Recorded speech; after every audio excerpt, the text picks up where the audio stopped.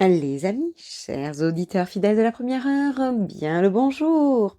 Alors, avant de démarrer ce petit podcast qui est totalement spontané, oui, absolument pas préparé, je tiens quand même à saluer les nouveaux auditeurs qui se sont rajoutés à notre petit groupe. Bien le bonjour, chers auditeurs. Donc je vous le disais, ce petit podcast est complètement spontané. Voilà, nous sommes vendredi après-midi. Je vais vous partager une story vécue hier, vécue avec deux d'entre vous, auditeurs fidèles. Vous n'apprendrez rien, hein, vous pourrez vous épargner l'écoute de ce petit podcast, les amis. Mais voilà, nous en avons discuté ensemble à la fin de ce moment. Nous avons décidé que, bon, là, on était digne d'un podcast de Mémé. Mémé est boulé. Mémé, le genre de personne à qui il arrive de cumuler autant de sketchs qu'une saison de VDM ou de vidéo gag. Ça, c'est pour les plus anciens. Voilà, dans une année complète. Ça ne surprendra personne, en tout cas pas ceux qui me connaissent, c'est-à-dire à peu près vous tous. Nous sommes un petit groupe très privé, les amis. Donc, hier, c'est produit. J'ai envie de dire, pour moi, c'est presque banal, mais on va qualifier ça d'une story qui fait partie de mon quotidien. Mais là, quand même, voilà, ça mérite d'être partagé. Alors, la plupart d'entre vous, je pense, nous partageons la même ville. Hein. Nous l'avons subi hier, ce magnifique et fabuleux orage que j'aurais qualifié de tempête apocalyptique, pour bien modérer mes propos, bien sûr, qui nous est tombé dessus hier. Tout a commencé à ce moment-là, c'est-à-dire que pour venir dépanner mon auditrice fidèle, rapidement, qui avait besoin d'aide pour préparer un casting, voilà, je cite son métier, elle n'en sera pas fâchée. Me voilà à décider de prendre le véhicule, bien sûr, au moment le plus opportun, c'est-à-dire 16h30, quand la tempête a commencé. Voilà, donc là, je pense que j'ai eu l'art de choisir mon moment. C'est un petit peu quand je choisis une file au péage ou une caisse au supermarché. Toujours, on pense que c'est une bonne idée, enfin, je pense que c'est une bonne idée, et puis c'est toujours la pire idée du siècle.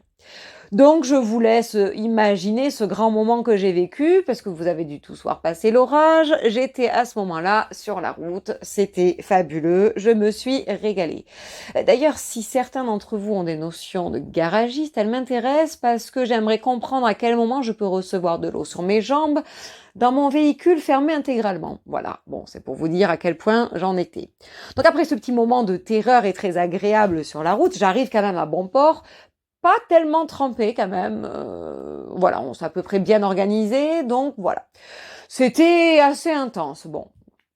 Et donc, on décide de se mettre au boulot, mais voilà, le boulot n'est pas le sujet, bien sûr, mais nous avons anticipé du fait que nous étions tous les trois, hein, mes deux auditeurs fidèles et moi-même, nous avons décidé d'anticiper quand même, sachant que nous allions être bien occupés, notre dîner.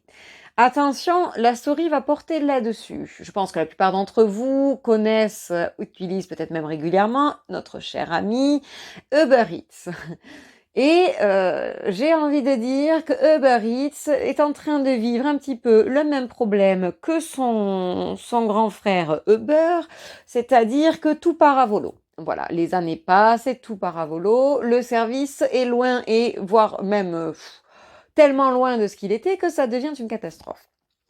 Mais voilà, ça, voilà, nous ne le savions pas. Alors bon, on va mettre ça sur le compte de ce pauvre petit Uber Eats, et également du restaurant. Hein. On va faire un petit partage 50-50, vous allez comprendre très rapidement. Donc on se dit, utilisons les fonctionnalités de la technologie d'aujourd'hui. C'est fabuleux, nous pouvons planifier une commande, ce qui va nous arranger dans notre petite organisation de la soirée. Donc, après, évidemment, maintes discussions et 3 heures avant d'arriver à nous décider entre nous, nous planifions une commande. Je n'avouerai pas le contenu de cette commande, sachant que c'est un peu en contradiction avec mon régime alimentaire, et certains d'entre vous savent également ce que j'ai consommé dans la semaine et trouveront aberrant que j'ai consommé ceci hier soir. Simplement, vous saurez que cette commande contenait des plats, des accompagnements, des desserts et une boisson. Voilà, on s'en tiendra là à ce niveau de détail.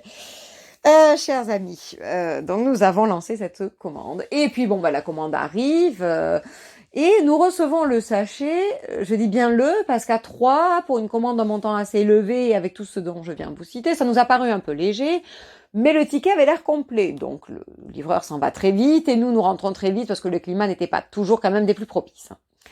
En effet, le sachet était très très léger. Il y avait à peu près un tiers de la commande, c'est-à-dire les plats. Le reste était inexistant. Donc évidemment, nous, on se dit, il a peut-être oublié un sachet, donc on se précipite pour appeler, et c'est mon auditeur avec qui je n'ai absolument pas de lien de parenté, auditeur fidèle, qui se charge de ça et qui contacte le dit petit livreur pour essayer de savoir s'il n'est pas trop loin, s'il peut pas nous ramener le sachet manquant.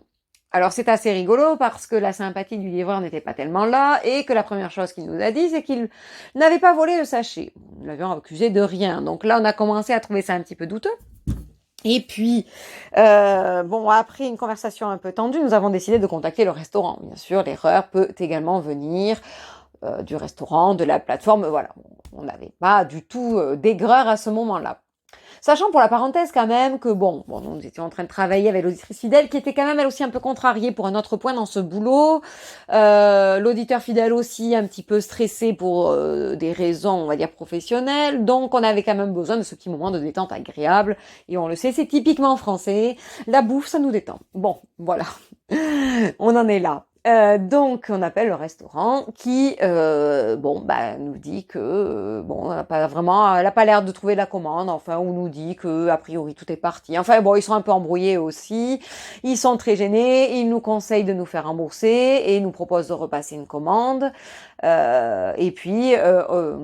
disant que nous aurions droit à un petit extra en compensation. Fort sympathique.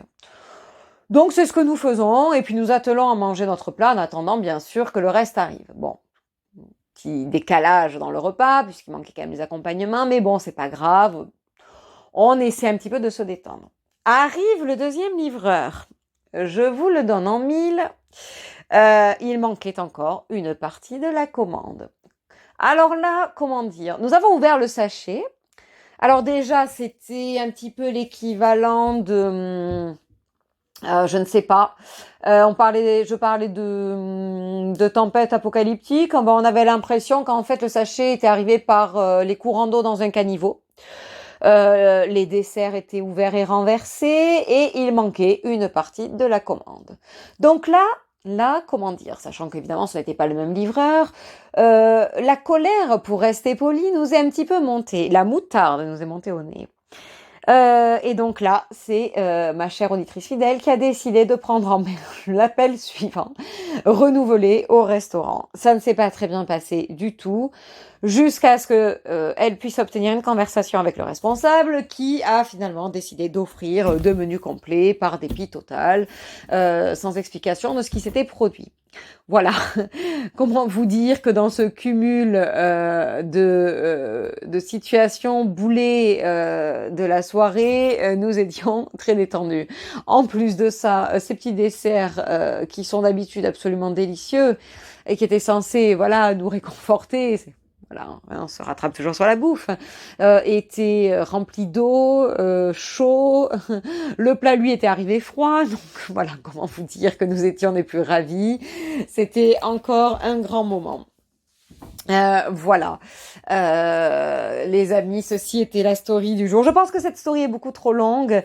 Je pense que cette anecdote est également rentre dans le palmarès, des anecdotes tellement passionnantes qu'elle finira numéro 1. Mais c'est toujours un plaisir de vous raconter mon quotidien. Voilà, les amis. Sur ce, écoutez, je crois que je vais arrêter là ce petit podcast. Ce sera pas nécessaire d'en dire plus. Joyeux après-midi, les amis, et bon courage, luttons, nous vaincrons.